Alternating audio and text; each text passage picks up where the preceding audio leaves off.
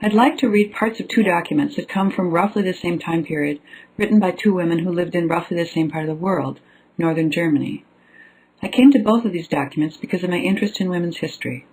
I'm a historian of the early modern period, which means the 15th, 16th, and 17th centuries, in which the voices of women are very difficult to find and to hear.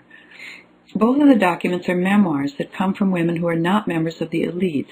They're not members of the nobility, they're not from ruling families. Yet they're from women who are well-trained, women who are economically active, who support themselves and their families by their own activities. So they come from urban women who are in the middle ranges of society. There are very few memoirs or personal narratives from women who are not members of the elite in the era before 1800. You can practically count them on one hand. They're both documents that people have looked at carefully. The one by Glikl has been examined very carefully because it comes from a period when we have very few documents by Jewish people of either sex. It reflects on her situation as a Jew as well as her situation as a woman and has a wonderful personal voice.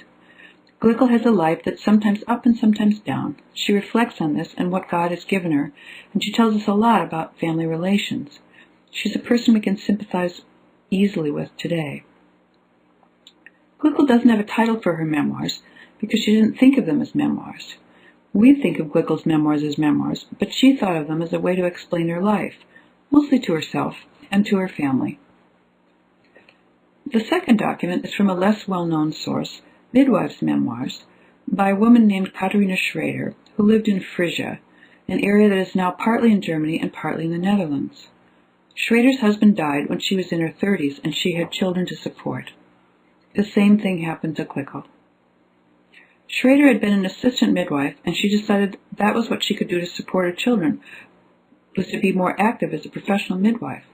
This is around 1700, and she's almost exactly contemporary in terms of the date of her birth with Glikl, the middle of the 17th century. She lives to be almost 100 years old, somewhat older than Glikl, but their lives are parallel to the extent that they are both supporting their families through their own professional activities. Using two personal narratives raises questions about comparison. They live in roughly the same area. How are they different because one is Jewish and one is Protestant? How are they different in other ways? How would you compare two narratives written by people with different class status, or a man and a woman? How are their lives different because they're male and female? How would the narrative be different if a member of the royal family suddenly lost her husband?